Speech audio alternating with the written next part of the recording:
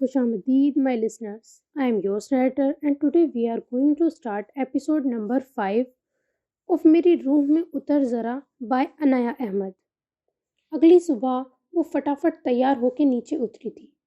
उसने blue jeans पे हमरंग घुटनों तक टॉप पहनी हुई थी, सर पर स्कार्फ बांधा हुआ था, हाथ में बैग पकड़ा हुआ था और जल्दी जल्दी सीढ़ियाँ उतर रही थी। मेरी गुड़िया ध्यान से, आराम से, चोट लग जाएगी।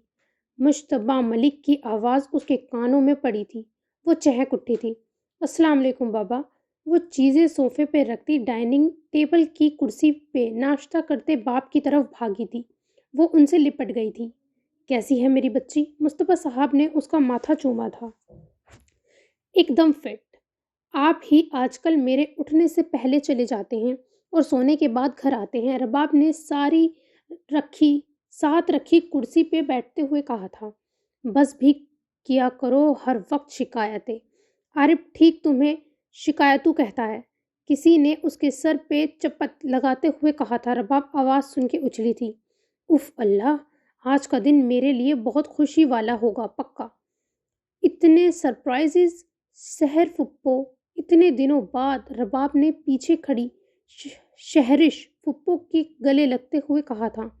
खुदा करे मेरी बच्ची की ज़िंदगी में हर दिन ढेरों खुशियाँ लाए। शहरिश ने अपने मखसूस नरम लहजे में उसके गाल पे प्यार करते हुए दुआएं दी थी। मुश्तबा साहब अब नाश्ता करके उठ रहे थे।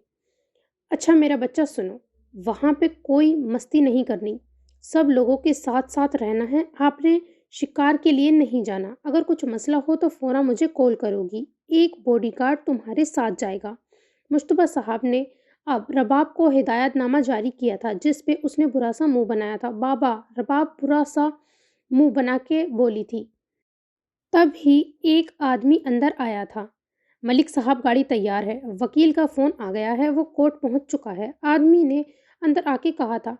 ठीक है, मैं आ रहा हूँ, ये सारी फाइल्स गाड़ी में रखवा दो। मुश्तबा साहब ने उसको कहा था। वो फाइल लिए बाहर बढ़ गया था। मुश्तबा साहब अब अपनी साहबजादी की तरफ मुतवज्जा थे। नो बाबा की गुड़िया, जो कहा है वही करो। ओके, मुझे जाते ही कॉल कर देना। अपना सेल बंद हरगिज़ नहीं करना। मुश्तबा उसकी पेशानी चूमते हुए बोले थे। फिर शहरिश के सर पे हाथ रखा और डाइनिंग टेबल से परे बैठी बीजान के पास गए। अधेड़ उम्र बेटा, जो इंसाफ की खातिर अपनी जान हथेली पर लिए निकलता था, उसकी ज़िंदगी की दुआएं मांग रही थी। मुश्तबा साहब माँ के आगे झुके थे। बीजान ने प्यार दिया और ढेरों पड़ी हुई दुआओं का दम किया था। बालों की सफ़ेदी पे बीजान की नज़र पड़ी थी। बाप बुढ़ा हो गया है, पता नहीं कब मेरा आरिफ शादी पे आमादा होगा, कब मैं अपने परपोतों को खिलाऊंगी। बीजान ने नम लहजे में कहा था। पोते में उनकी जान थी। बीजान, बुढ़ा किसको बोला है? मैं अभी जवान हूँ। अपने पोते के चक्करों में मुझे मत बुढ़ा कहें। देख लो बिल्किस बेगम, अपनी सास को, मेरी लड़ाई हो जानी है। मुश्तबा मलिक किचन से निकलती अपनी बेगम से बोले थे, जो हर लड़ाई में उनके कांधे से कांधा मिला के खड़ी होती आई थी। सब हंस रहे थे। मुश्तबा, आपको देर हो रही है, चलें आप।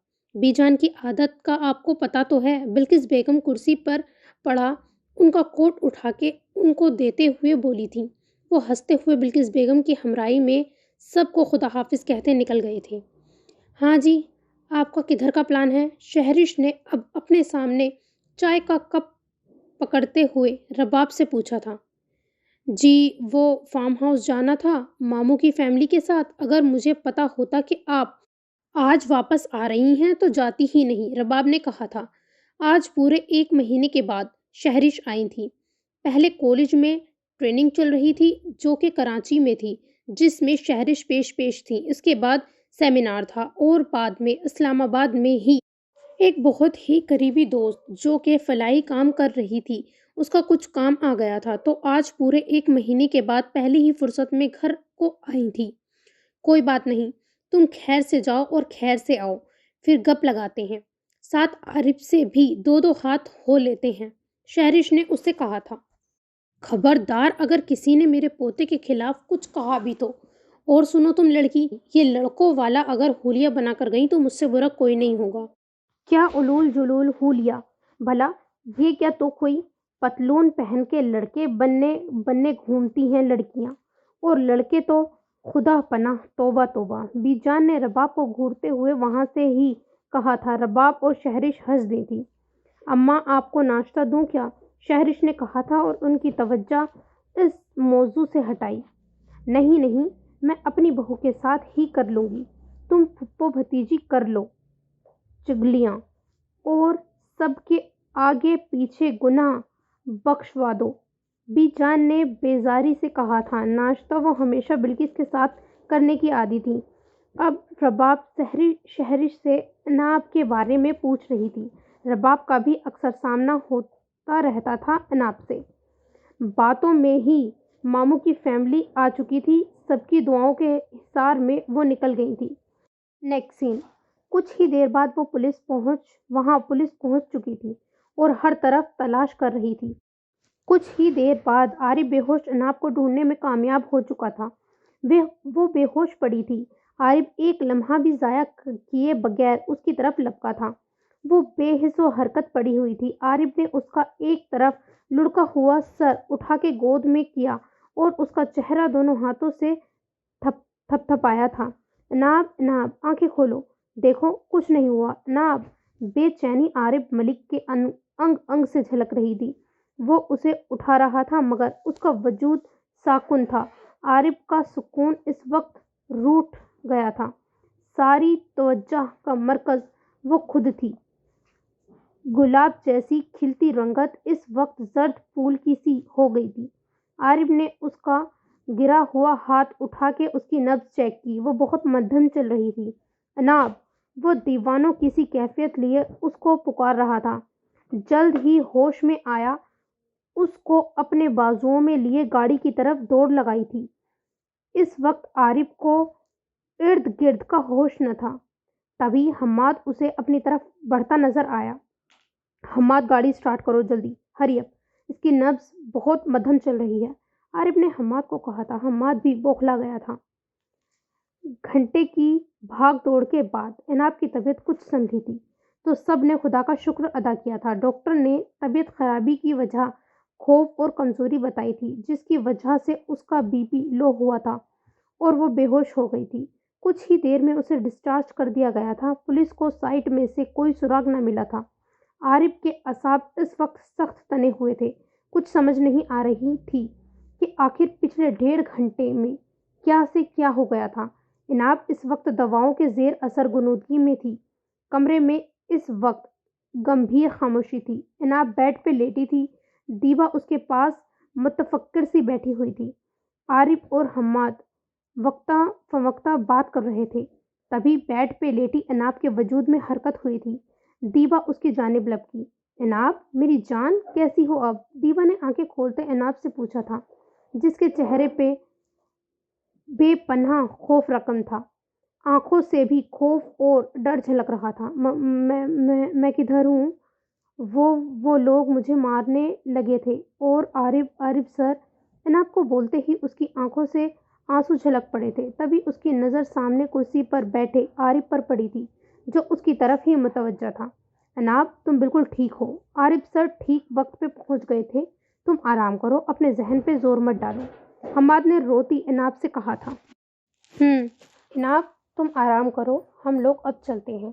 اور دیبا، اگر کوئی بھی مسئلہ ہوا فوراً تم مجھے کال کرو گی، عارف نے کرسی سے اٹھتے ہوئے کہا تھا۔ وہ صرف اس کے ہوش میں آنے تک یہاں رکا ہوا تھا۔ نہیں عارف سر، میری بات سنیں۔ وہ لوگ کہہ رہے تھے کہ عارف ملک کو تباہ کر دیں گے۔ اور اناب اٹھ کے بیٹھی تھی۔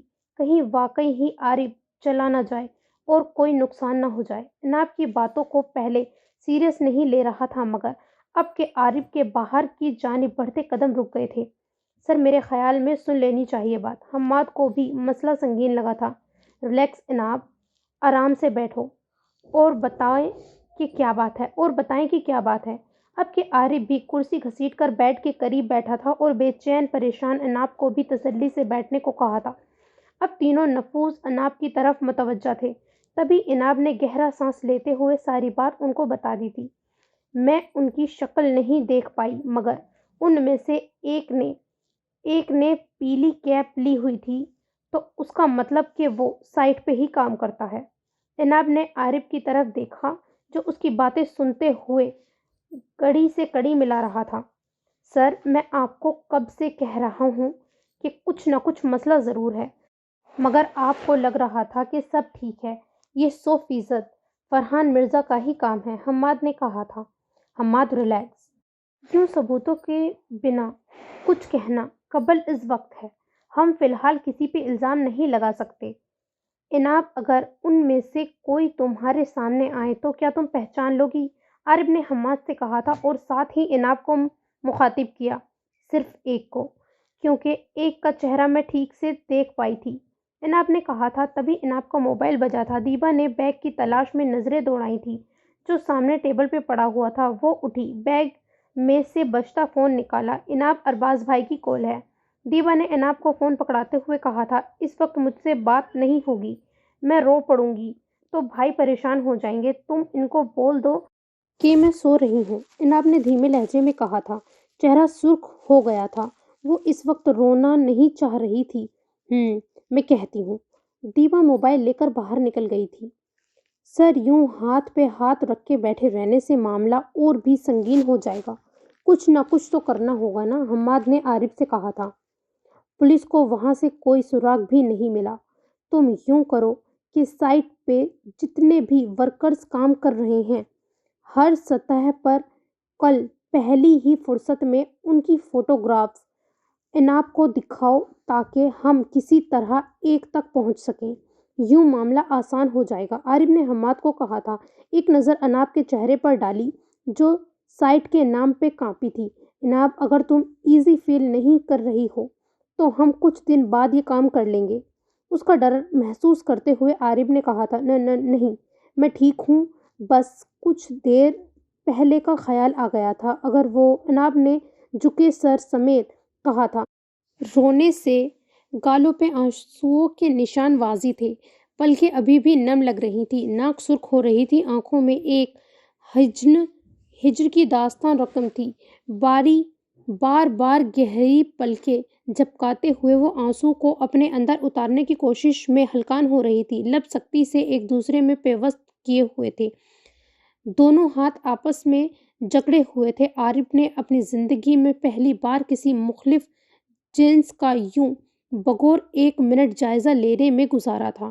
لاکھ حسین چہرے اس کی آنکھوں سے گزرے تھے، مگر ایسی بے اختیاری آج تک نہ دکھائی تھی اس نے۔ آج پتہ نہیں کس احساس کے زیر اثر یوں ساکت سا بیٹھا ہوا تھا، ورنہ تو اگر کمپنی میں ذرا سی اونچ نیچ ہوتی وہ چین سے نہ بیٹھتا تھا۔ وہ ہوش کی دنیا میں تب آیا جب دیبا اندر آئی تھی۔ عناب، یہ دیکھو، کہیں یہ تو نہیں؟ دیبا نے موبائل عناب کے آگے کیا تھا جہاں اندھیرا سا غور سے دیکھنے سے 3 نفوس کھڑے نظر آ رہے تھے۔ تصاویر آگے پیچھے ہو رہی تھی۔ ہاں یہی ہے، مگر یہ کیسے بن گئی؟ عناب حیران تھی۔ جب عناب نے ڈرائیور کو کال کرنے کے لیے سیل نکالا تھا تب ہاتھ لگ کے کیمرہ کھل گیا تھا، جہاں ویڈیو کا آپشن کلک ہونے پہ خود بخود ویڈیو بننے لگی تھی۔ یہ دیکھیں، دیبا نے موبائل حماد اور عارف کی طرف کیا تھا۔ اب مناظر روشن ہو رہے تھے۔ پہلی روشنی جب ایک چہرے پر پڑی تو عارف نے غصے سے مٹھیاں بھیج لی۔ انتہائی گھٹیا انسان نکلا یہ۔ I don't believe this. اپنے مفاد حاصل کرنے کے لیے کیسے لوگ دوسروں کے خلاف پلاننگز کرتے ہیں۔ دیکھا، میں آپ کو پہلے ہی کہہ رہا تھا سر، حماد نے فرحان مرزا کی شکل دیکھتے ہوئے عارف سے کہا تھا، جس کا غصے سے برا حال تھا۔ مجھے پتا ہے اب کیسے اس سے نمٹنا ہے۔ میں ابھی نکلتا ہوں۔ تم یوں کرو کہ آج ادھر ہی رک جاؤ، میں فلیٹ کی سیکیورٹی اور سخت کرواتا ہوں۔ تم سمجھ رہے ہو نا؟ عارف کو اب ایک پل میں ہی معاملے کی سنگینی کا احساس ہو گیا تھا، کیونکہ فرحان مرزا کی خصلت سے واقف تھا وہ۔ اب اس تلاش میں ضرور ہوگا کہ کون اس کے پلان سے آگاہ ہو چکا ہے۔ اب جب تک وہ اس انسان تک نہیں پہنچ جاتا اس نے سکون سے نہیں بیٹھنا۔ اسی لیے عارف کو اب عناب کی حفاظت کی فکر ہو رہی تھی۔ ذہن میں وہ لاہ عمل تیار کر چکا تھا، ہاتھ موبائل پر ویڈیو شیئر کرنے میں مصروف تھا، ماتھے پہ ان گنت لکیریں بن چکی تھیں۔ اور ہاں، ارباز کو کچھ بھی اس بارے میں مت بتانا۔ عارب نے ان کو کہا تھا۔ اگر بتا بھی دیا تو کون سا انہوں نے آ جانا؟ وہ تو ملکوں کے حکم کی غلام ہے نا، گروی رکھا ہوا جیسے انہوں نے خود کو کبھی بھی نہیں آنے دیں گے ملک ان کو پتہ ہے مجھے پہلے بھی کئی قیامتیں ٹوٹی تھیں مجھ پر مگر وہ نہیں آ پائے تو اب کیسے؟ اس سے آگے نہ بول ہی نہ پائی جو کب سے خود کو مضبوط ثابت کر رہی تھی اب مزید خود پہ باندھ نہ باندھ سکی۔ اس کے اندر ابلتا پانی آنکھوں کے راستے باہر کو امڑ آیا تھا۔ دیبا نے اس کو ساتھ لگایا تھا۔ اس کی تکلیف کا اندازہ ہو رہا تھا۔ اپنوں کی دوری جھیلنا آسان تھوڑی ہے، وہ بھی تب جب آپ کو سب سے زیادہ ان کے سہارے کی ضرورت ہو۔ عارف فوراً مٹھیاں بھیجتا باہر کو لپکا تھا۔ حماد بھی پیچھے ہو لیا تھا۔ عارف یہ تلخ ذکر پہلے بھی ایک دفعہ سن چکا تھا عناب کے منہ سے، اور اب پھر اس کو سمجھ نہیں آ رہی تھی کہ وہ کیا کرے، مگر یہ وقت ان باتوں کے لیے نہیں تھا۔ اس نے خود کو پرسکون رکھنا ضروری تھا۔ میں آپ کے ساتھ چلتا ہوں۔ یوں آپ اکیلے کیسے جائیں گے؟ حماد نے کہا تھا۔ نہیں، میں مینج کر لوں گا، تمہارا یہاں رہنا ضروری ہے، میں نہیں چاہتا وہ ایک بار پھر میری خاطر کسی مصیبت میں پھنسے۔ تمہیں پتہ ہے اس انسان کا وہ یوں سکون سے نہیں بیٹھنے والا۔ اب جب کہ اس کو پتہ چل چکا ہے کہ کوئی اس کی باتیں سن چکا ہے، عارف نے حماد کے کاندھے پہ ہاتھ رکھتے ہوئے پرسوچ انداز میں کہا تھا۔ حماد ایک وفادار انسان ثابت ہوا تھا جو ہر مشکل میں اس کے ساتھ کھڑا ہوتا تھا۔ میرے ساتھ رابطے میں رہنا، سیکیورٹی اور بڑھا لو، اگر کوئی مسئلہ ہو فوراً تم مجھے اور پولیس کو انفارم کرو گے۔ عارف نے ہدایت دی تھی۔ آپ بے فکر رہیں، میں ادھر ہی رہوں گا، کچھ نہیں ہوگا، حماد نے تسلی دی تھی، اور عارف ہاں میں سر ہلاتا باہر نکل گیا تھا، اور حماد نے ایک سرد سانس خارج کرتے ہوئے لوک لگایا اور کسی کو فون ملا چکا تھا۔ نیکسٹ سین، گاڑی ایک وسیع اور عریض عمارت کے سامنے رکی تھی اور وہ اترا تھا اور داخلی راستے سے چلنے لگا تھا۔ چہرہ ضرورت سے زیادہ سنجیدہ تھا۔ نرمی جو اس کی خاصیت کا حصہ تھی اب چہرے پہ نرمی کا دور دور تک شائبہ نہ تھا۔ بال ماتھے پہ بکھرے ہوئے تھے، آنکھوں کی سرخی اب مزید بڑھ چکی تھی، دماغ میں سوچوں کا ایک طوفان برپا تھا۔ متوازن چال چلتا ہوا وہ سامنے کا دروازہ کھولتے ہوئے اندر داخل ہوا تھا۔ اندر روشنیاں عروج پہ تھی، محفل جمی ہوئی تھی، موسیقی کا شور، لوگوں کے کہکے اور باتوں کی آوازیں، ہر کوئی اپنے آپ میں مگن تھا۔ کوئی اکیلا ماحول سے لطف اندوز ہوتا نظر آ رہا تھا تو کوئی کپلز کی صورت میں بازوؤں میں بازو ڈالے گھوم رہے تھے۔ کوئی ڈانس فلور پر اپنے جلوے دکھا رہا تھا۔ مرد عورت سب اپنے اپنے حال میں مست تھے، کچھ کے تو حولیے بھی قابل اعتراض تھے۔ عارف نے سختی سے مٹھیاں بھیجی تھی۔ وہ کبھی اس طرح کی محفلوں کا حصہ نہیں بنا کرتا تھا۔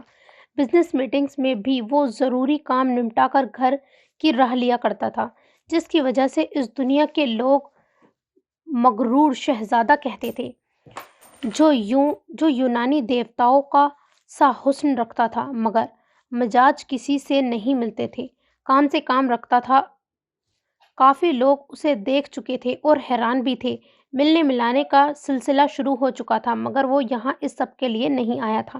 معذرت کرتا مخصوص شاہانہ چال چلتا سامنے صوفے پر بیٹھی شخصیت کے پاس گیا تھا۔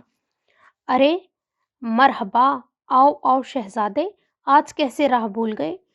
مرزا صدیق نے اس کو آتے دیکھا تو بے ساختہ بول اٹھے۔ السلام علیکم، مداخلت کے لیے معذرت مگر مجھے آپ کے چند منٹ درکار ہیں، یہاں بات کرنا مشکل ہے۔ عارف نے مرزا صدیق کی بغل میں بیٹھی ہستی کو نظر انداز کرتے ہوئے کہا تھا۔ Arif oh my God, what a pleasant surprise.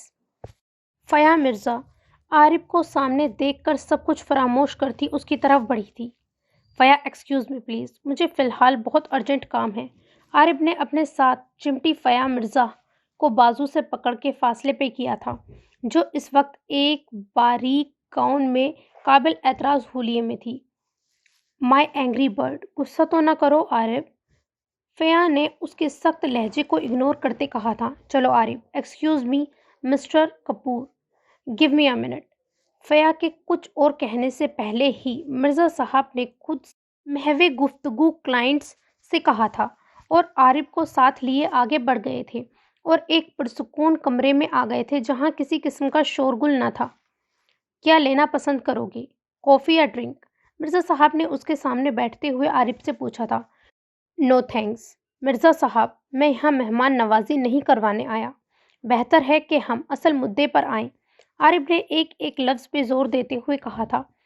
ایسی بھی کیا بات ہو گئی ہے عارف ملک جو تم اتنے ناراض معلوم ہو رہے ہو؟ حالانکہ ہم میں دوستی اور فیملی تعلقات کے علاوہ بزنس ریلیشن شپ بھی رہ چکا ہے۔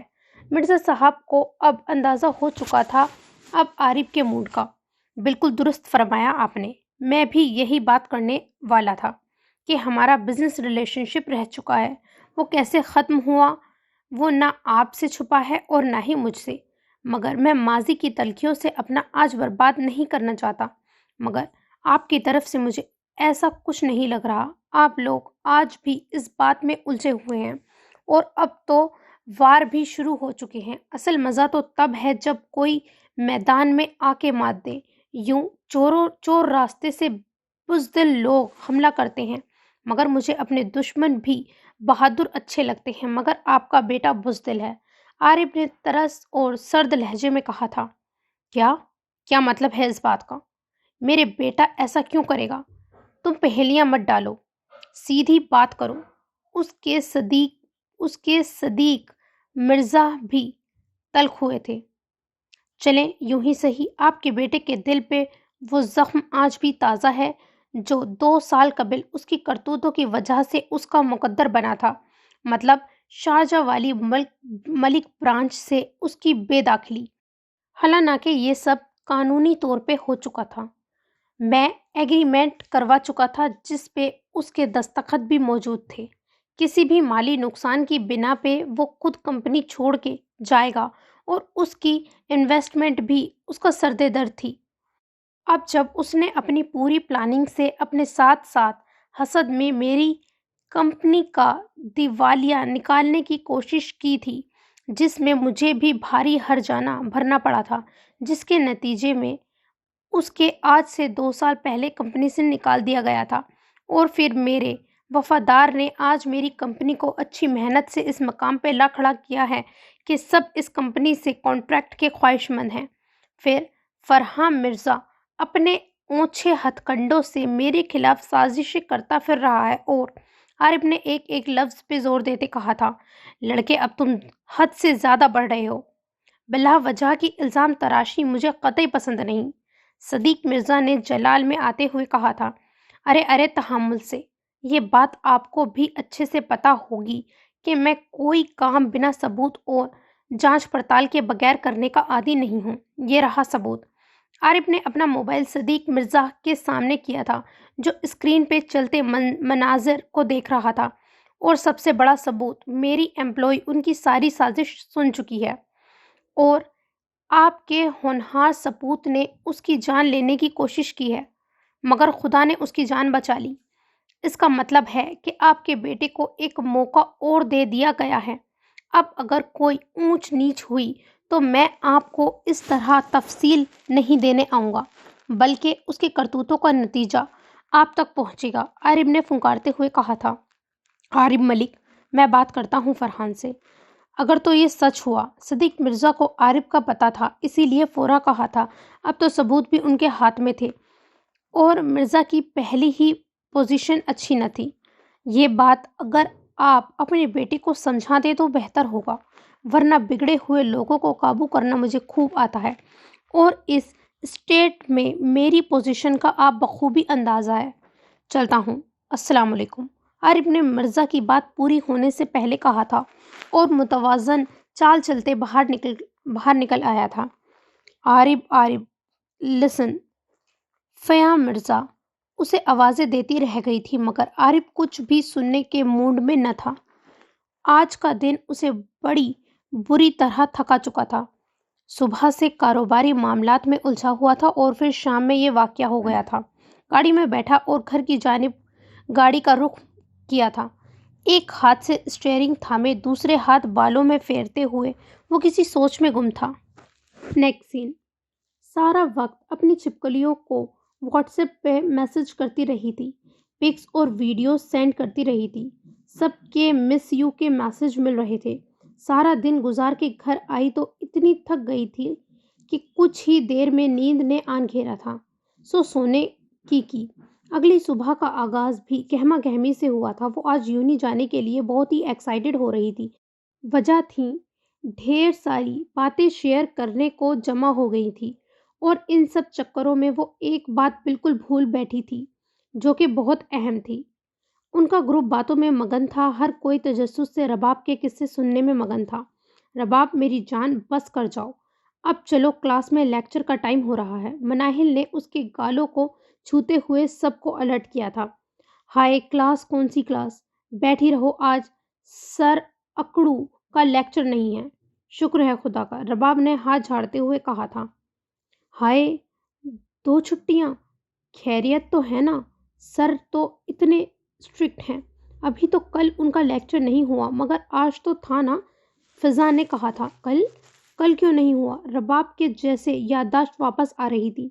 یار پرسوں تو خود ہی گلے کا اسپیکر پھاڑ پھاڑ کے اعلان کر رہی تھی نا کہ سر کا لیکچر نہیں ہوگا، تو آج تو پکا ہوگا نا؟ لگتا ہے آؤٹنگ میڈم کو حواسوں پہ چھائی ہوئی ہے، مناہل نے اس کو گھورتے ہوئے کہا تھا۔ ابھی جذبات پہ باندھے رکھیں اور پوری بات سن لے۔ کل تو لیکچر ہوگا نہیں تو پرسوں ٹیسٹ ہوگا، so be ready for it. Class کو انفارم کر دیجیے گا۔ ارتضیٰ کا کہا گیا جملہ رباب کے کانوں میں گونجا تھا۔ یادداشت فوراً واپس آ گئی تھی۔ اعصاب نے کام کرنے اسٹارٹ کر دیا تھا۔ میں تو گئی پکا، مجھے بچا لو پلیز، آج پکا تیسری جنگ عظیم ہوگی۔ رباب نے یاد آنے پہ اپنا سر پیٹا تھا۔ اب تو پکا گئی۔ کوئی اوور ایکٹنگ؟ اب کیا ہوا؟ چلو کلاس میں۔ مقدس نے اسے گھورا تھا، اور سب اپنی چیزیں سنبھالتی جانے کو لپکی تھی۔ نہیں، کلاس میں اب تو میری لاش ہی جائے گی نا، کیونکہ میں ذل الہی کا فرمان ان کی رعایا تک پہنچانا بھول گئی تھی۔ ہائے میری عقل، رباب نے بین کیے۔ کیا اول فول بک رہی ہو؟ چلو ورنہ ایک لگاؤں گی۔ مناہل نے اس کو گھورا تھا۔ یار آج سرپرائز ٹیسٹ تھا، سر نے سب کو بتانے کو بولا تھا مگر میں بھول گئی۔ میں گھر واپس جا رہی ہوں، رباب نے کہتے ساتھ ہی دوڑ لگانی چاہی۔ ہائے یہ کیا کر دیا، رکو اب۔ نشا نے اس کا ہاتھ پکڑا تھا جو بھاگنے کو مچل رہی تھی۔ تبھی سامنے سے سر ارتضیٰ نظر آئے تھے، ساتھ ہمدان تھا۔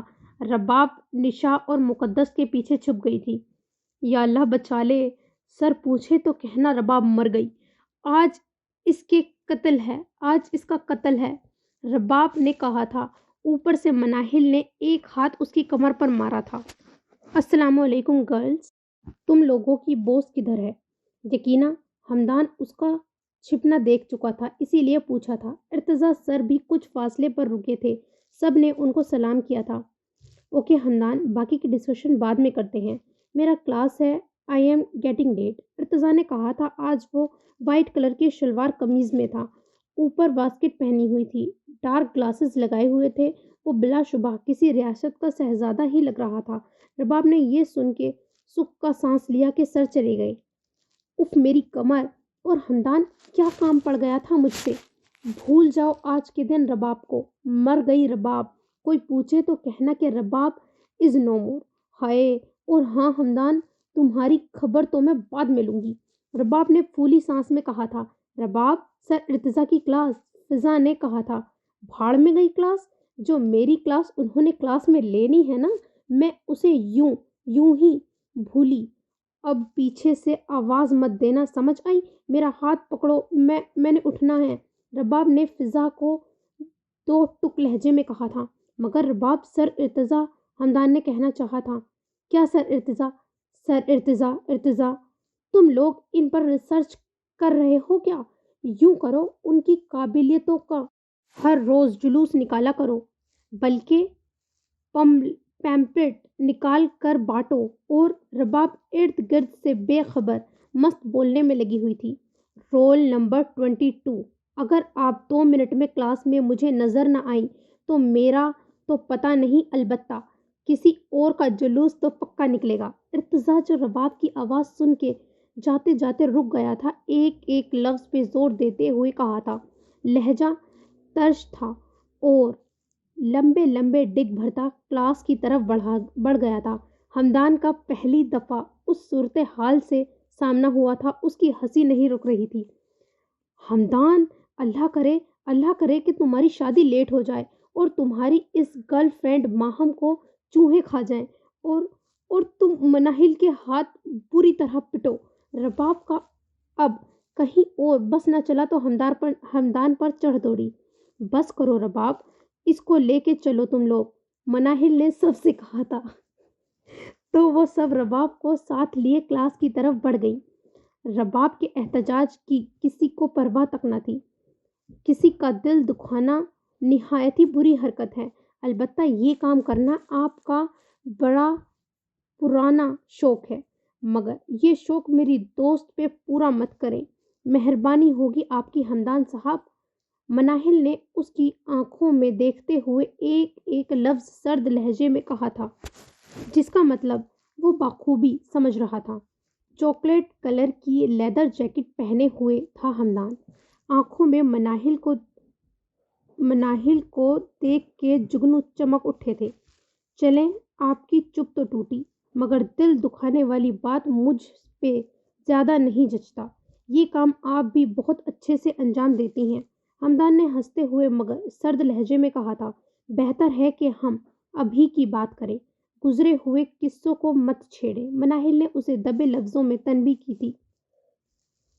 قصے بننے کی تو نوبت ہی نہیں آنے دی کسی بے حس نے، حالانکہ میری یہ بہت ہی دیرینہ خواہش تھی کہ چلو قصہ ہی بن جاتے، اگر کوئی کسی قابل سمجھتا۔ ہمدان نے اس کے تپے تپے چہرے پہ ایک نظر ڈالتے ہوئے کہا تھا۔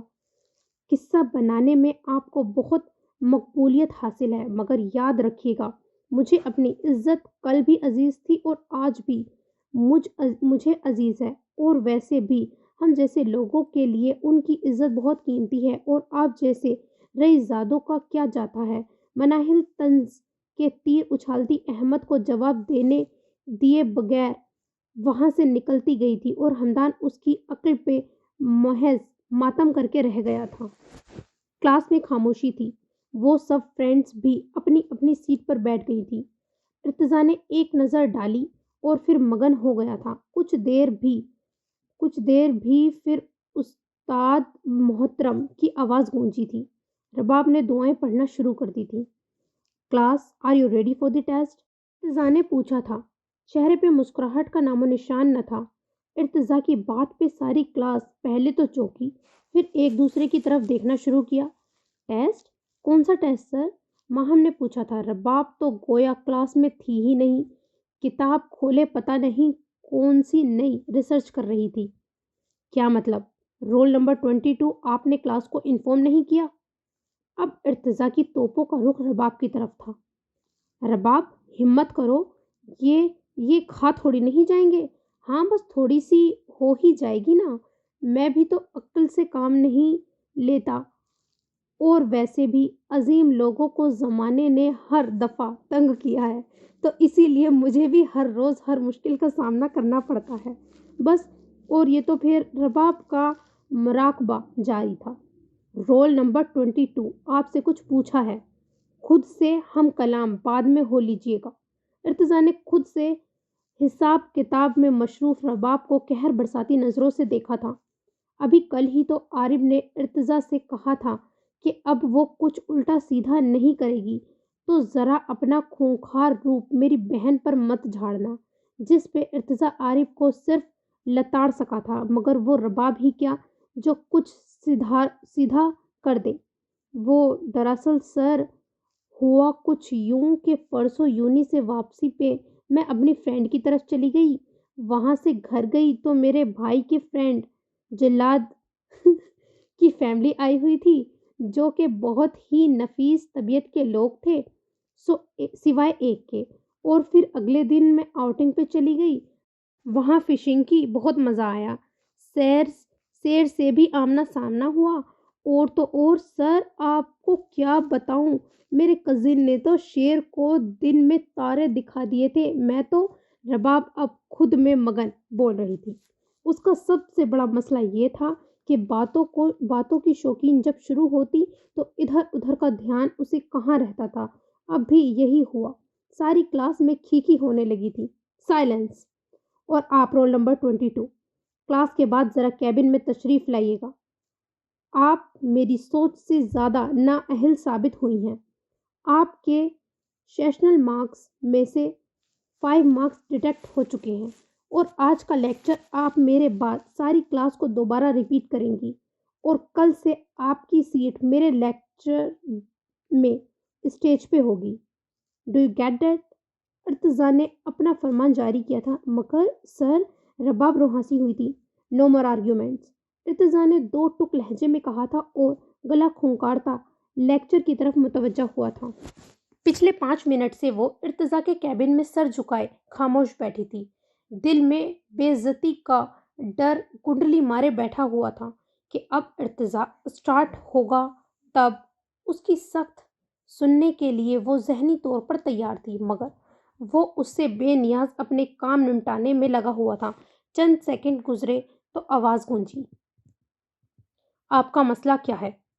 آج اس پہ بات کر لی جائے تاکہ آئندہ کلاس میں میرا وقت ضائع نہ ہو۔ میری سوچ سے زیادہ نااہل واقع ہوئی ہیں آپ۔ اگر جی آر کے فرائض انجام نہیں دے سکتی تو آپ وہ کام کر ہی کیوں رہی ہیں؟ ارتضیٰ نے اپنا پین بند کیا اور اس کی طرف متوجہ ہوا، جس کو برداشت کرنا مشکل ہو رہا تھا۔ آپ سے ہی پوچھ رہا ہوں۔ اب تو یوں لگ رہا ہے کہ منہ میں زبان نامی کوئی چیز ہی نہیں ہے، ارتضیٰ نے جواب نہ ملنے پہ دوبارہ اسے کہا تھا، جو گود میں ہاتھ دھرے یوں بیٹھی تھی جیسے کہ دنیا کی معصوم ترین لڑکی ہو۔ میں نے تو کچھ بھی نہیں کیا، وہ تو واقعی میں ہی دماغ سے بات نکل گئی۔ اب میرا کیا قصور؟ میں بھی تو انسان ہوں نا سر، مصیبت سے، معصومیت سے۔ ارتضیٰ کو دیکھتے ہوئے رباب نے اس کی تائید چاہی تھی۔ جی بالکل، آپ تو انسانوں کی شان میں زبردست اضافہ ہیں، ارتضیٰ نے لٹھ مار انداز میں کہا تھا۔ دیکھیں 22، میری آپ سے کوئی خاندانی دشمنی نہیں ہے، اس لیے اپنا رویہ کلاس میں ٹھیک رکھا کریں۔ میں اگلی دفعہ آپ کو کوئی بھی لاپرواہی برداشت نہیں کروں گا، ارتضیٰ نے بے لچک انداز میں کہا تھا، جو اسے ہی روحانسی شکل بنا کر دیکھ رہی تھی۔ نہیں خیر، میرے خاندان سے تو آپ کو پیار ہی ہے، البتہ مجھ سے تو آپ کی دشمنی ہی لگتی ہے، بات بات پہ ڈانٹ دیتے ہیں۔ باقی ٹیچرز بھی تو ہیں نا۔ رباب کی زبان کہاں رکنے والی تھی، ذرا سا ارتضیٰ کو نرم پڑتا دیکھا تھا، زبان پھر دگا دے گئی۔ اب خاندان کا ذکر آپ نے چھیڑا ہے تو سن لیں، نہ تو میں نے آپ کی جائیداد ہتھیانی ہے تو آپ سے خاندانی دشمنی ہو، دوسری بات آپ بھی اس خاندان کا ہی ایک ناقابل برداشت حصہ ہیں، اور تیسری اور اہم بات، میں سب سے الگ طبیعت کا مالک ہوں، تو میری کلاس میں ویسا ہی انداز اپنائے جیسا میں چاہتا ہوں۔ ارتضیٰ نے اس کی ہر بات کو خوبصورتی سے تردید کر دی تھی۔ کلاس نہ ہو گئی، سسرال ہی ہو گیا، رباب نے بے دھیانی میں دو بدو جواب دیا۔ رباب! ارتضیٰ نے اسے بری طرح جھڑکا تھا۔ رباب نے بے اختیار ارتضیٰ کو دیکھا تھا، پھر سر کو جھٹکا اور بالوں میں ہاتھ پھیرتے ہوئے خود کو پرسکون کرنا چاہا۔ گو ناؤ، نیکسٹ ٹائم ایسا ویسا کچھ نہ ہو۔ کل میرا لیکچر سے پہلے آپ کلاس کو ایک چھوٹا سے ڈیمو دینے والی ہیں، پھر میں لیکچر سٹارٹ کروں گا۔ ارتضیٰ نے اسے جانے کا کہا، ساتھ ہی ایک فرمان جاری کیا۔ واٹ؟ مگر ایسے کیسے؟ رباب ہونکوں سی ملنے والی سزا پر جھنجلا اٹھی تھی۔ یہ لیں نوٹس، مجھے زیادہ بحث سے چڑ ہے۔ ارتضیٰ نے چند صفحات اس کی جانب بڑھائے اور خود لیپ ٹاپ میں مصروف ہو گیا تھا، جس کا مطلب تھا کہ اب مزید برداشت کی گنجائش نہیں جا سکتی ہے۔ وہ پاؤں پٹکتی باہر نکل آئی تھی۔ ارتضیٰ کو پتا تھا اب باہر جا کے اس نے ارتضیٰ کی شان میں ایک قصیدے پڑھنے ہیں۔ عارب تمہاری بہن سدھر جائے ہو ہی نہیں سکتا، احمق لڑکی، ارتضیٰ بڑبڑایا تھا۔ سب جا چکی تھی۔ رباب کو جو نوٹس کل لیکچر کے لیے ملے تھے اس کے لیے سینئر سرمین سے ہیلپ لینی تھی، اس لیے رکی ہوئی تھی۔ وہ اب اپنی قابلیت ہر حال میں ثابت کرنا چاہتی تھی۔ 2-4 پوائنٹس ہی رہ گئے تھے، باقی تو سارا سمجھ آ چکا تھا۔ سرمین تھینکس یار، آج تم نے بہت بڑی پرابلم حل کر دی، باقی سب ایزی ہے، میں کر لوں گی۔ Thanks again. رباب نے اس کا شکریہ ادا کیا تھا۔ تم تو اتنی پیاری لڑکی ہو رباب، شکریہ مت بولو، شرمین نے ہنستے ہوئے کہا تھا۔